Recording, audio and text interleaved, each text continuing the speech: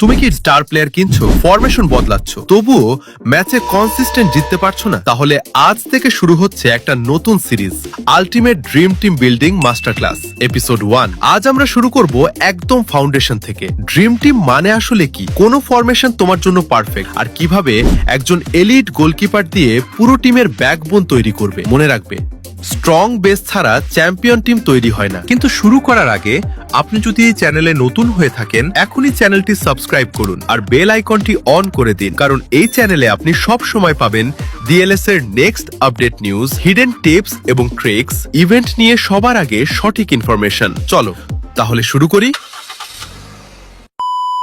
প্রথমেই একটা খুব গুরুত্বপূর্ণ কথা বলি, ড্রিম লিগ সকারে শুধু বড় বড় স্টার প্লেয়ার কিনলেই ড্রিম টিম হয় না। অনেকেই কি করে জানো, যার রেটিং বেশি তাকেই কিনে ফেলে। ফলে কি হয়, সামনে 3 জন স্ট্রাইকার, মাঝখানে মিডফিল্ড ফাঁকা, ডিফেন্স লো, আর ম্যাচে কাউন্টার খেয়ে গোল। ড্রিম টিম মানে হলো ব্যালেন্স, কেমিস্ট্রি, স্ট্র্যাটেজি। তোমার টিমে প্রতিটা লাইনে ভারসাম্য থাকতে হবে। একটা পারফেক্ট বেসিক স্ট্রাকচার হতে পারে একজন শক্তিশালী জিকে, 2 জন দ্রুত ও শক্ত সিবি, একজন ডিফেন্সিভ মিডফিল্ডার শিল্ড, 2 জন ক্রিয়েটিভ মিডফিল্ডার, 3 জন অ্যাটাকিং প্লেয়ার।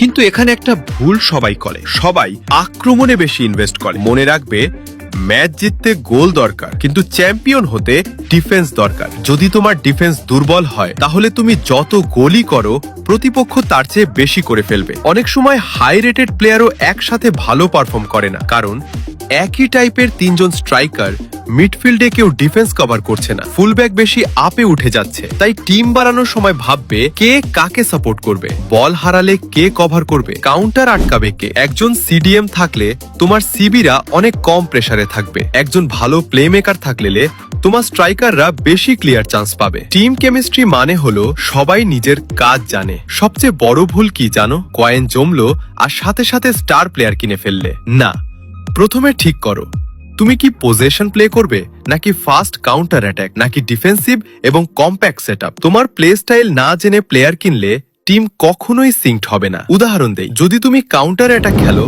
তাহলে তোমার দরকার fast striker, quick winger, long pass দিতে পারে এমন সিএম। কিন্তু যদি তুমি পজেশন প্লে করো, তাহলে দরকার high passing accuracy, ball control, strong midfield triangle.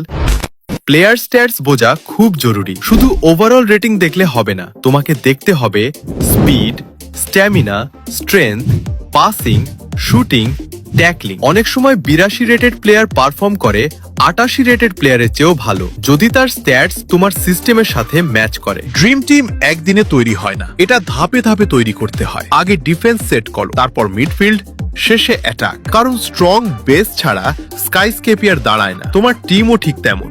সংক্ষেপে মনে রাখবে, ড্রিম টিম সমান smart planning plus balanced squad plus right formation. এখন তুমি যদি এই বেসিক গুলো বুঝে যাও, তাহলে পরের পার্টে আমরা দেখব কোন ফরমেশন নিলে এই প্ল্যানটা সবচেয়ে ভালোভাবে কাজ করবে। এখন আসল গেম শুরু এখান থেকেই, কারণ ফরমেশন ঠিক না হলে তোমার টিম যত শক্তিশালী হোক, ম্যাচ কন্ট্রোল যাবে প্রতিপক্ষের হাতে। ফরমেশন মানে শুধু নাম্বার না, ফরমেশন মানে space control, balance, player movement system. একটা ভুল ফরমেশন মানে মিডফিল্ড ফাঁকা, ডিফেন্স এক্সপোজড, স্ট্রাইকার আইসোলেটেড। তাই তোমার প্লে স্টাইল বুঝে ফরমেশন বাছাই করতে হবে।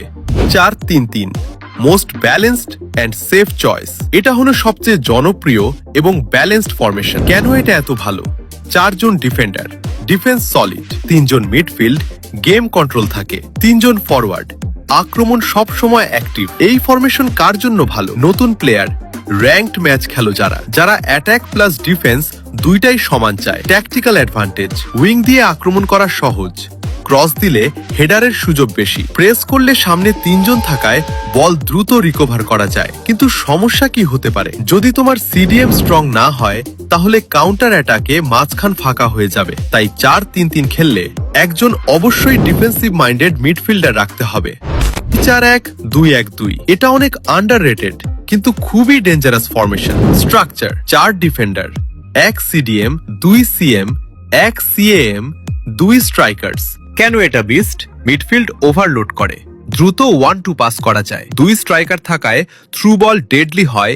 এই ফরমেশন কার জন্য পারফেক্ট? যারা কিউক পাসিং খেলে, যারা সেন্ট্রাল অ্যাটাক পছন্দ করে, যারা কাউন্টারে গোল করতে ভালোবাসে। দুর্বলতা: উইং কভারেজ কম। যদি তোমার ফুলব্যাক স্লো হয়, প্রতিপক্ষ উইং দিয়ে সহজে উঠে যাবে। তাই এই ফরমেশনে ফার্স্ট এলবি অথবা আরবি বাধ্যতামূলক।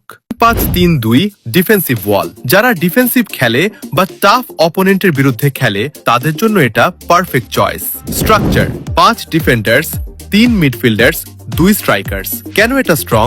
কাউন্টার আটকাতে দারুণ, ক্রস ডিফেন্ড করা সহজ, লিড ধরে রাখতে সেরা। যদি তুমি 1-0 এগিয়ে থাকো, শেষ 20 মিনিটে এই ফরমেশন ম্যাচ সিল করে দিতে পারে। সমস্যা কোথায়? অ্যাটাক বিল্ড আপ ধীর হয়ে যায়।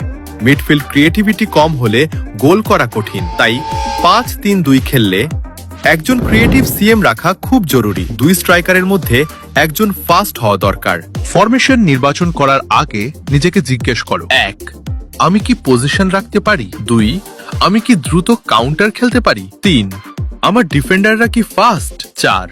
আমার মিডফিল্ড কি স্ট্রং ইনাফ? ফরমেশন কখনোই বেস্ট ওভারঅল না। ফরমেশন বেস্ট হয় তোমার প্লে স্টাইল অনুযায়ী। অনেক প্রো প্লেয়ার একটা ম্যাচেই ফরমেশন চেঞ্জ করে। ম্যাচ শুরু করে 4-3-3, লিড নিলে শিফট করে 5-3-2, পিছিয়ে পড়লে সুইচ করে 4-1-2-1-2। এই ট্যাকটিক্যাল ফ্লেক্সিবিলিটি তোমাকে অন্যদের থেকে আলাদা করবে। সংক্ষেপে মনে রাখবে, 4-3-3 সমান ব্যালেন্সড এবং সেফ, 4-1-2-1-2 সমান অ্যাগ্রেসিভ কাউন্টার, 5-3-2 সমান ডিফেন্সিভ কন্ট্রোল। এখন কমেন্টে লিখো তুমি কোন ফরমেশন ব্যবহার করো। समझ रहे हो समझ रहे हो ना। তুমি যদি সঠিক ফরমেশন বুঝে ফেলো, তাহলে পরের ধাপে আমরা দেখব কিভাবে এই ফরমেশন অনুযায়ী সঠিক গোলকিপার আর ডিফেন্স লাইন সেট করতে হয়। এখন আসি এমন একটা পজিশনে যেটা অনেকেই অবহেলা করে, কিন্তু ম্যাচ জেতা হারার আসল সিদ্ধান্ত নেয় এই একজন প্লেয়ার। হ্যাঁ, আমি কথা বলছি তোমার গোলকিপার নিয়ে। মনে রাখবে, একজন ভালো স্ট্রাইকার তোমাকে 1 থেকে 2টা গোল এনে দিতে পারে, কিন্তু একজন এলিট জিকে তোমাকে 5 থেকে 6টা নিশ্চিত গোল থেকে বাঁচাতে পারে, এবং অনেক সময় সেটাই ম্যাচের পার্থক্য। জিকে কেন এত গুরুত্বপূর্ণ? ড্রিম লিগ সকারে অনেক ম্যাচ খুব ক্লোজ হয়। Long shot, through ball, 1 versus 1 situation, corner header, এই সব পরিস্থিতিতে শেষ ভরসা তোমার গোলকিপার। যদি জিকে রিলায়েবল না হয়, তাহলে পুরো ডিফেন্স লাইন নার্ভাস হয়ে যায়। কিন্তু যদি জিকে সলিড হয়, ডিফেন্ডাররা কনফিডেন্ট থাকে, তুমি হাই প্রেস করতেও সাহস পাবে। জিকে নেওয়ার সময় কোন স্ট্যাটস দেখবে, শুধু ওভারঅল রেটিং দেখে ভুল করবে না। জিকে বাছাই করার সময় 3টা জিনিস সবচেয়ে গুরুত্বপূর্ণ। 1, রিফ্লেক্স, সবচেয়ে গুরুত্বপূর্ণ। এটাই ঠিক করে জিকে কত দ্রুত রিয়্যাক্ট করবে। Close range shot, rebound shot, quick tap in, low reflex মানে নিশ্চিত গোল। তাই রিফ্লেক্স যত বেশি তত ভালো। 2, হ্যান্ডলিং। গোল খাওয়ার বড় কারণ অনেক জিকে শট সেভ করে কিন্তু বল ধরতে পারে না। ফলে কি হয়?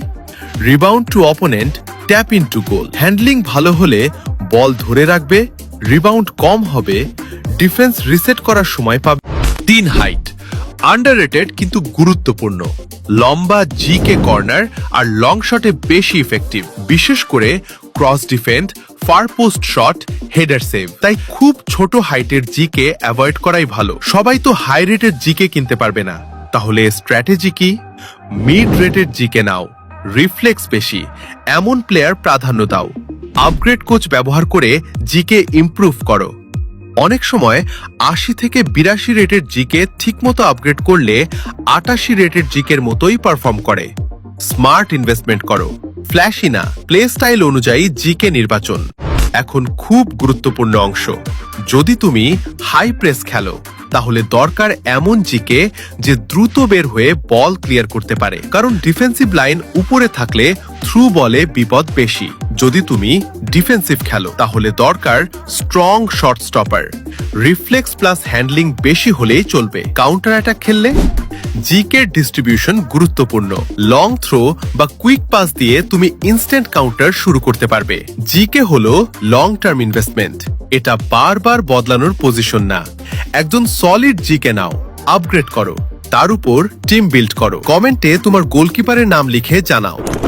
তো প্লেমেকাররা, আজ আমরা বুঝে গেলাম ড্রিম টিম বানানোর আসল ভিত্তি কি, সঠিক ফরমেশন কিভাবে নির্বাচন করতে হয়, আর কেন একজন এলিট গোলকিপার তোমার টিমের ব্যাকবোন। কিন্তু এখানেই শেষ না, কারণ নেক্সট এপিসোডে আমরা ঢুকবো কিভাবে তৈরি করবে আনস্টপেবল ডিফেন্স লাইন। কোনো সিবি, এলবি, আরবি নিলে ম্যাচে দেয়াল বানাতে পারবে, আর কিভাবে ডিফেন্স থেকেই অ্যাটাক বিল্ড করতে হয়। এপিসোড 2 হবে একদম ট্যাকটিক্যাল ব্রেকডাউন। খুব শীঘ্রই এপিসোড 2 আসতে চলেছে, তাই যদি এপিসোড 2 মিস করতে না চাও, সাবস্ক্রাইব করে বেল আইকন অন করে রাখো এখনই। আর ভিডিওটি ভালো লাগলে অবশ্যই একটা লাইক দিয়ে দিবে।